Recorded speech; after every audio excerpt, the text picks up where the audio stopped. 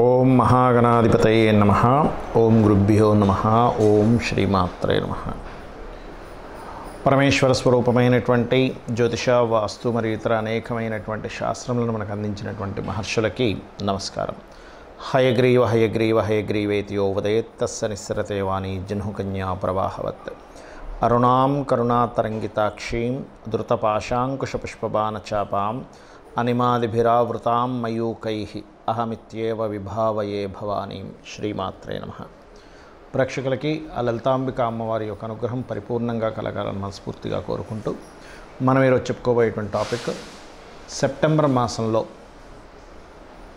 రాశి ఫలితాలు ఏ విధంగా ఉన్నాయి. ముఖ్యంగా లగ్నం నుంచి చూసుకోండి, చంద్రుడిని రాశి కంటే కూడా అది ఇంకా ఎక్కువగా పనిచేస్తూ ఉంటుంది. అయితే ఇక్కడ గ్రహస్థితి ఏ విధంగా ఉంది అని చెప్పి చూసుకున్నట్లయితే మేజర్ ప్లానెట్స్ అయినటువంటి శని కుంభంలో వక్రించున్నాడు, వృషభంలో గురువు, రాహు ఏమో మీనంలోని, కన్యలో కేతు ఉంటాడు. ఇవి మాత్రం ఎక్కడా కూడా మనకి అంత తొందరగా మారవు. మిగతా గ్రహాలు కనుక చూసుకున్నట్లయితే కుజుడు మిథున రాశిలోని, అదేవిధంగా చంద్రుడు కర్కాటకంలో ప్రారంభమై మరలా మిథునం వరకు తన యొక్క సంచారం జరుగుతుంది. అందులో చంద్రుడితో పాటు బుధుడు కూడా కర్కాటకంలో ఉన్నాడు. కాకపోతే బుధుడు 5వ తేదీకి సింహంలోకి మారి మరలా 23వ తేదీకి ఇందులోకి మారుతున్నాడు, కన్యారాశిలోకి మారుతున్నాడు. అదేవిధంగా సింహరాశిలో రవి, శుక్రుడు కన్యారాశిలో నీచబడి ఉన్నాడు. ఆయన దాదాపుగా 19వ తేదీ వరకు ఉంటాడు. మరియు అదేవిధంగా ఈ కన్యారాశిలో శుక్రుడు 19వ తేదీ వరకు నీచబడి ఉన్నటువంటి సమయంలో పర్టికులర్గా ఏంటంటే నీచ స్థానంలో ఉండేటువంటి రిజల్ట్స్ కూడా నేను మీకు ప్రత్యేకంగా చెప్తాను. అందరూ అంటే జాతచక్రం ఉన్న వాళ్ళు లేని వాళ్ళు కూడా ఏం పాటించాలనేటువంటిది. సో అందుకని మీరు వీడియో ఎండింగ్ వరకు చూడండి. సింహలగ్నము, సింహరాశి. సింహం వారికి కనుక చూసుకున్నట్లయితే రాశిలో రవి యొక్క సంచారం వల్ల ప్రధానంగా ఏంటంటే ఇది మీకు కొంతవరకు పేరు ప్రఖ్యాతులు మరలా అది 6లో ఉండేటువంటి శని యొక్క అంటే 9లో ఉన్నటువంటి శని, కుజుడి నుంచి 9లో వక్రించిన శని లగ్నం నుంచి అంటే రాశి నుంచి 6లోకి వస్తున్నందుకు కొంత అది స్ట్రెస్ని, ఘర్షణని ఇస్తూ లాభాన్ని ఇస్తూ ఉంటుంది ప్రాపర్టీస్ పరంగా చూసుకుంటే. కాకపోతే మీకు 2వ స్థానంలో శుక్రకేతువులు కలిసి ఉన్నందుకు, శుక్రుడు కేతువు ధనస్థానంలో ఉన్నందుకు ఇది మీరు చేస్తున్నటువంటి ఉద్యోగంలోనే ఎవరికైతే మీరు ధనాన్ని ఇస్తారో, లేదా జాబ్ సంబంధించిన విషయంలో ఎవరైనా స్త్రీల మూలంగా కొంతవరకు మీకు రావాల్సిన ధనంలో కొంత కట్ అవ్వడం కానివ్వండి. ముఖ్యంగా మీరు ఏదైనా ఫైనాన్స్ మ్యాటర్స్ డీల్ చేసేటప్పుడు మాత్రం చాలా చాలా చాలా జాగ్రత్తగా ఉండండి, గుర్తుపెట్టుకోండి. అలాగే ఇక్కడ మరొక విషయం ఏంటంటే ఈ 3వ స్థానం ఏదైతే ఉందో 3వ స్థానాధిపతి 2లో ఉన్నందుకు షార్ట్ జర్నీ చేసేటప్పుడు, కేతువుతో ఉన్నందుకు షార్ట్ జర్నీ చేసేటప్పుడు కొంత జాగ్రత్తగా ఉండండి. ఏవో పుకార్లు లేనట్లయితే గాసిప్స్ విని మీ యొక్క ఉద్యోగ సంబంధించిన విషయంలో తొందరపాటు నిర్ణయాలు అసలు తీసుకోకండి. సప్తమంలో వక్రించినటువంటి శని ముఖ్యంగా దగ్గర దాకా సంబంధాలు వచ్చి మళ్ళీ వెనక్కి వెళ్ళడం ఇటువంటివి చూపిస్తుంటాయి. అలాంటివి జరుగుతుంటాయి పర్టికులర్గా చూసుకున్నట్లయితే. అదేవిధంగా కాస్త అష్టమ రాహు ఉన్నందుకు షేర్ మార్కెటింగ్ రిలేటెడ్ సంబంధించినటువంటి అంశాల్లో కొంత చూస్ చేయవలసినటువంటి స్థితిగతులు చూపిస్తున్నాయి. బట్ ఏదేమైనప్పటికీ కూడా ఫైనాన్స్ స్థానంలో శుక్రుడు 19వ తేదీ వరకు ఉంటాడు. కాబట్టి ఎవరికైనా సరే మనం చూడండి, ఒక్కోసారి మనం ఏదో ఉద్యోగం ఇప్పిస్తాడు అంటే మనం డబ్బులు కడుతూ ఉంటారు తెలియక అమాయకంగా కొంతమంది. అది కొన్ని జెన్యూన్ కంపెనీస్ వేరే ఉంటాయి, వాళ్ళు ప్రొఫైల్ మంచి ప్రొఫైల్ ఉంటుంది, వాళ్ళు కొంత ఆఫ్టర్ ఉద్యోగం చేసిన తర్వాత వాళ్ళు ఇంతని తీసుకుంటారు, దట్ ఈస్ డిఫరెంట్. కానీ కొంతమంది తెలియక లక్షలు కట్టేసి ఏదో గవర్నమెంట్ జాబ్ ఇప్పిస్తాడని ఇటువంటి ట్రాప్స్లో పడే ఛాన్సెస్ ఉంది. కాబట్టి ఈ యొక్క విషయాల పట్ల కాస్త జాగ్రత్తగా ఉండండి. దత్తాత్రేయుడి యొక్క ఆరాధన చేయండి, అన్ని విధాలా బాగుంటుంది. శుక్రుడు, కేతువు ఈ 2 గ్రహాలు కూడా మనకి ఈ 19వ తేదీ వరకు దాదాపుగా ఈ యొక్క కన్యారాశిలో నీచబడి ఉంటున్నందుకు ప్రపంచవ్యాప్తంగా కానీ దేశవ్యాప్తంగా కానీ జరిగేటువంటి పరిస్థితులు ఏమిటి అంటే కొన్ని దేశాలకు సంబంధించినటువంటి విషయంలో మనం అంటే 1వ తేదీ ముందు నుంచి దాదాపుగా ఆగస్టు నుంచే స్టార్ట్ అవుతుంటుంది ఆర్థిక మాన్యం. ఎందుకంటే శుక్రుడు నీచ స్థానంలోకి వెళ్తున్నాడు కాబట్టి ఆర్థికంగా కొంతవరకు డౌన్ఫాల్ అనుకోండి, ఆర్థికపరమైనటువంటి చిక్కుల్లో ఇరుక్కోవడం అనుకోండి, ఇటువంటివి జరుగుతాయి దేశపరంగా చూసుకుంటే. ఇది శుక్రుడు కేతువుతో కలిసి కన్యారాశిలో ఉన్నందుకు. మరి శుక్రుడు సహజంగానే అప్పుల స్థానంలో ఉంటున్నాడు వెళ్ళి.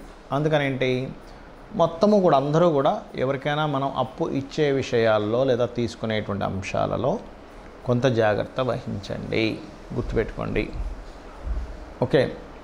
అదేవిధంగా స్త్రీలు ముఖ్యంగా బయటికి వెళ్ళేటప్పుడు మీరు గణపతిని తలుచుకోండి. ఒంటరిగా వెళ్ళవలసిన పరిస్థితులు కొన్ని వస్తుంటాయి. కొన్ని నిర్మానుషమైన ప్రదేశాల్లో తిరిగేటప్పుడు కానీ, బికాజ్ ఆఫ్ శుక్రుడు అనేటువంటిది ఏదైతే ఉందో స్త్రీ కారక గ్రహంగా, స్త్రీలని సూచించేటువంటి గ్రహంగా చెప్తూ ఉంటారు. కాబట్టి ఈ యొక్క అంశాలు చాలా జాగ్రత్తగా పాటించండి. అంటే ఒంటరిగా పంపించకండి అంత. అంటే కొన్ని ప్రదేశాలకు ఒంటరిగా పంపిస్తే ప్రమాదము అని అనుకునేటువంటి విషయాల్లో చాలా కేర్గా ఉండాలి అన్ని రాసుల వారు కూడా. బికాజ్ ఆఫ్ యూనివర్సల్గా కొన్ని ఇవి పనిచేస్తూ ఉంటాయి, అదొకటి.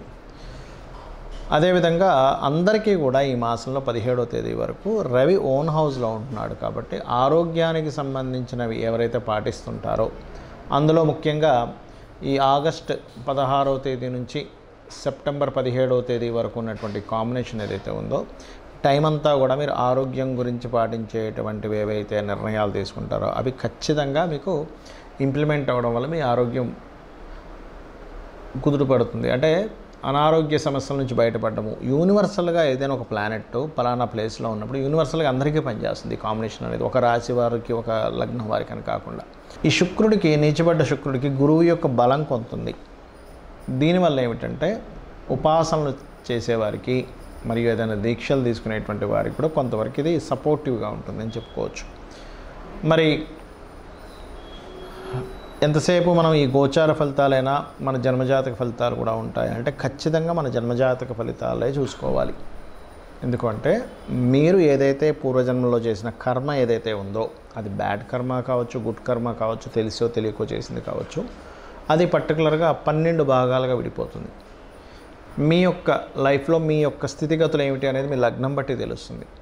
కష్టపడి బ్రతుకుతాడా లైఫ్ అంతా కూడా, లేనట్లయితే ఒక ఏజ్ వరకే ఎలా ఉంటుందా, దాని తర్వాత బాగుంటుందా, అది అన్ని విషయాల్లోని, నాట్ ఓన్లీ మీ పర్సనల్ విషయం అనే కాకుండా మీకు ధనం సంపాదించే విషయం కానివ్వండి, మీ కుటుంబ సభ్యుల విషయంలో కానివ్వండి, మీ యొక్క సిబ్లింగ్స్తో ఉండేటువంటి అంశాలు కానివ్వండి, మరియు అదేవిధంగా మీ యొక్క ఆస్తికి సంబంధించిన విషయాలు కానివ్వండి, అంటే ప్రాపర్టీ ఎప్పుడు కొనాలి.